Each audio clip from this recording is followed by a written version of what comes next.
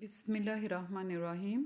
السلام علیکم عزیز طالبات، آپ کے آن لائن کلاسز کے دوسرے سیشن کا آغاز ہو چکا ہے اور چھٹیوں کے ساتھ ساتھ آپ نے خوب پڑھائی بھی کرنی ہے۔ آج ششم کلاس کا جو ہے لیکچر نمبر 1 ہے اور اس کے عنوان ہے محنت کی برکات، اور اس کے ساتھ ہم کریں گے کام تخلیقی لکھائی۔ سب سے پہلے ہم محنت کی برکات میں مشکل الفاظ کو کریں گے جو فرہنگ سے لیے گئے ہیں۔ آپ سب اپنی اپنی کتاب سامنے رکھیں۔ جی، یہ الفاظ کے معنی ہیں: آسائش، آرام، اشاعت، شائع کرنا، بندوبست، انتظام، پائیداری، مضبوطی، پہلو تہی کرنا، اجتناب کرنا، ٹال مٹول کرنا یا بچنا، پیش خیمہ، ہرول دستہ، پیوند جوڑ، تناور مضبوط، چنگل گرفت، شعار چلن یا طریقہ، عار عیب نقص یا شرم، فرما روائی حکمرانی، فضیلت بڑائی یا عظمت، کاہلی سستی، نکھار اجلاپن، صفائی یا آرائش، مشعل راہ راستے کی روشنی، راہبر یا رہنما، منور کرنا روشن کرنا، نہال پودا، وقار متانت یا قدر و منزلت۔ آپ نے یہ تمام میننگ اچھی طرح سے یاد کر لینے ہیں۔ جی، یہ آپ کی املا کا پیراگراف ہے۔ آپ نے اس کی 2 سے 3 بار مشق کرنی ہے تاکہ تمام مشکل الفاظ یا مشکل جملے ہیں وہ آپ آسانی سے لکھ سکیں۔ دنیا میں ہر کام کے لیے حرکت، طاقت اور قوت کی ضرورت ہوتی ہے اور کام کی انجام دہی محنت کہلاتی ہے۔ دنیا کی تمام تر خوبصورتی پائیداری، محنت اور مشقت ہی کی بدولت ہے۔ محنت اس کائنات کا ایک ایسا اصول ہے جس پر عمل کی بنیاد پر انسان کو زندگی کے ہر شعبے میں ثمرات میسر آتے ہیں۔ خود خالق کائنات نے بھی بڑے واضح الفاظ میں فرما دیا ہے کہ انسان کو وہی کچھ ملے گا جس کے لیے وہ محنت کرے گا۔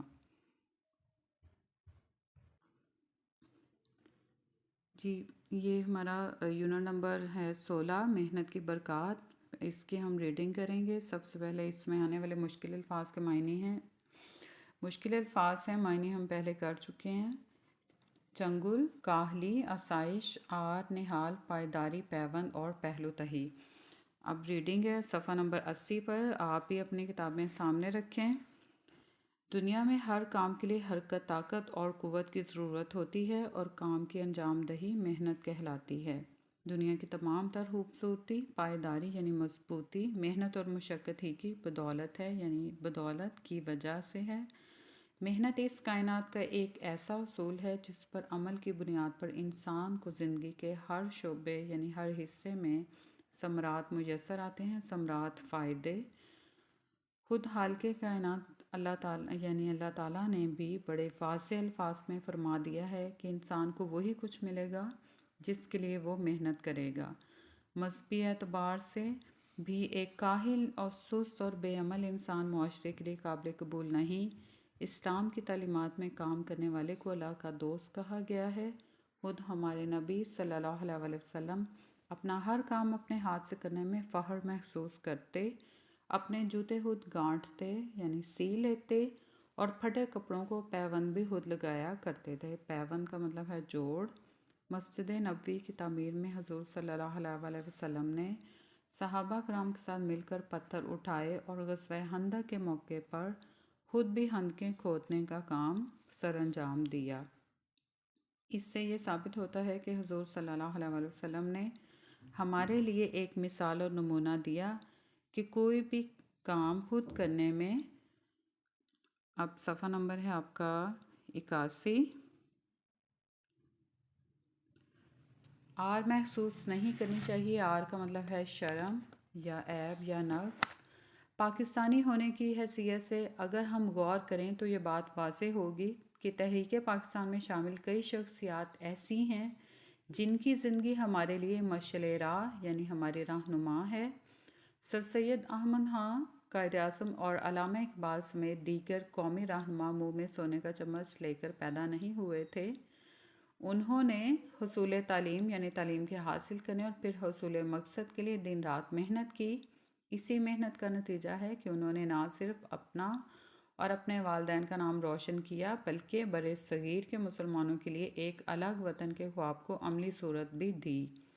اگر یہ لوگ دن رات محنت نہ کرتے تو آج ہم سکھ اور آزادی کا جو سانس لے رہے ہیں وہ کبھی ممکن نہ ہوتا۔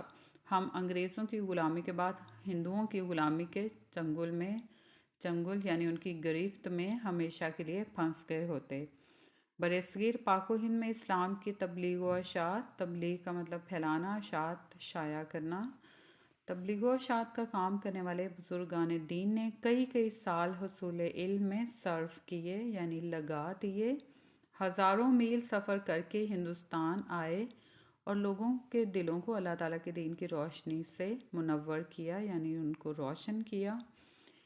ان کے پیش نظر یعنی ان کے سامنے حضور صلی اللہ علیہ وسلم کی ذات گرامی تھی، جنہوں نے مشرکین مکہ کے ہر ظلم کو برداشت کیا اور طائف میں پتھر کھا کر لہو لہان بھی ہوئے۔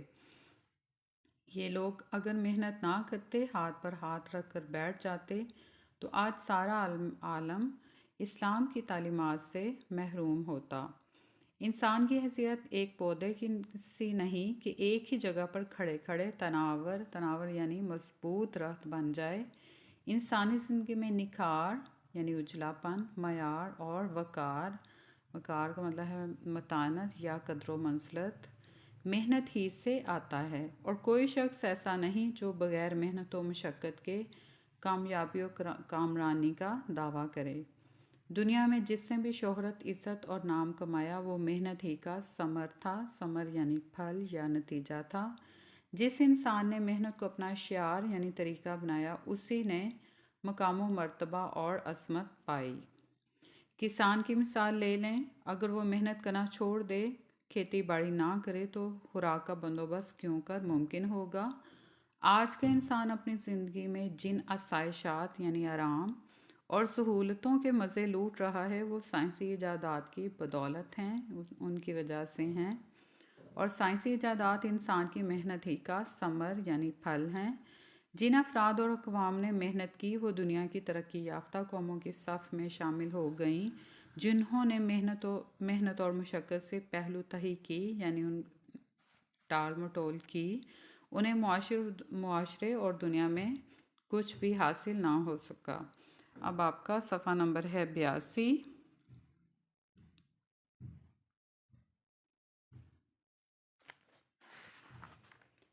ایک طالب علم اگر سارا سال کچھ نہ پڑھے، وقت ضائع کرے اور پڑھائی کے لیے محنت نہ کرے تو سال کے آخر میں ناکامی کے سوا اس کا کیا نتیجہ نکل سکتا ہے؟ اس کے مقابلے میں جو طالب علم سارا سال محنت کرتا رہتا ہے، کامیابی اس کے قدم چومتی ہے۔ دنیا میں کامیابی و کامرانی، عزت، نام اور شہرت کے لیے ہمیں سخت محنت اور مشقت کرنی چاہیے۔ ہمارے قومی رہنما قائد اعظم نے بھی کام اور صرف کام کی ہی نصیحت کی تھی۔ گویا پاکستانی قوم کو انہوں نے کامیابی کا کلیہ بتایا تھا کہ اگر ہمیں دنیا میں مضبوط اور طاقتور قوم بننا ہے تو پھر محنت اور مشقت کو اپنا شعار یعنی طریقہ بنانا ہوگا۔ محنت ہی کی وجہ سے انسان میں ہمت، حوصلہ اور اعتماد کی قوت پیدا ہوتی ہے، جو آگے چل کر کامیابی و کامرانی کا پیش خیمہ یعنی اس کا ہراول دستہ یا اس کا آغاز بنتی ہے۔ معاشرے میں ہماری حیثیت اور مقام کوئی بھی ہو، ہر سطح پر محنت اور مشقت کو ہی اپنی عادت بنانا چاہیے تاکہ انفرادی اور اجتماعی سطح پر ترقی کر سکیں۔ مولانا الطاف حسین حالی نے کیا خوب کہا ہے، یہ محنت سے متعلق جو ہیں ان کے اشعار ہیں کہ مشقت کی ذلت جنہوں نے اٹھائی، جہاں میں ملی ان کو آہر بڑھائی، یعنی جن لوگوں نے محنت کی اس کے لیے ذلت برداشت کی، آخر میں ان لوگوں کو ہی عظمت ملتی ہے۔ اگلا شعر، کسی نے بغیر اس کے ہرگز نہ پائی، فضیلت نہ عزت نہ فرما روائی، یعنی کسی شخص کو بھی برتری، عزت اور حکومت محنت و مشقت کے بغیر حاصل نہیں ہوتی۔ اگلا شعر، نہال اس گلستان میں جتنے بڑے ہیں، ہمیشہ وہ نیچے سے اوپر چڑھے ہیں، یعنی باغات میں جتنے بھی درخت یا پودے ہیں وہ صرف محنت و مشقت کا ہی نتیجہ ہے، محنت کی بدولت ہی وہ بڑے ہوتے ہیں، یعنی کوئی بھی کام محنت کے بغیر جو ہے وہ ممکن نہیں۔ یہاں ہماری ریڈنگ مکمل ہو جاتی ہے، آپ نے خود بھی اس کو پڑھنا ہے تاکہ پھر مشق کو حل کرنے میں آسانی ہو سکے۔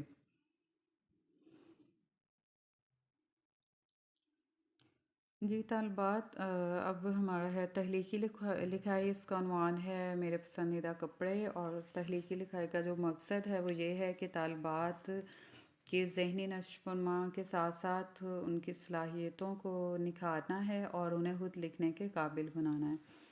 تو یہ ذخیرہ الفاظ کے لیے کے کچھ الفاظ ہیں، جیسے تعارف ہے یا تمہید ہے، اہمیت آپ بتائیں گی، اور رنگ یا ڈیزائن کیسا ہے، آرام دہ، دیدہ زیب، حفاظت یا اس کی دیکھ بھال، اور آخر میں یہ پسندیدہ کپڑے آپ کو کیوں پسند ہیں۔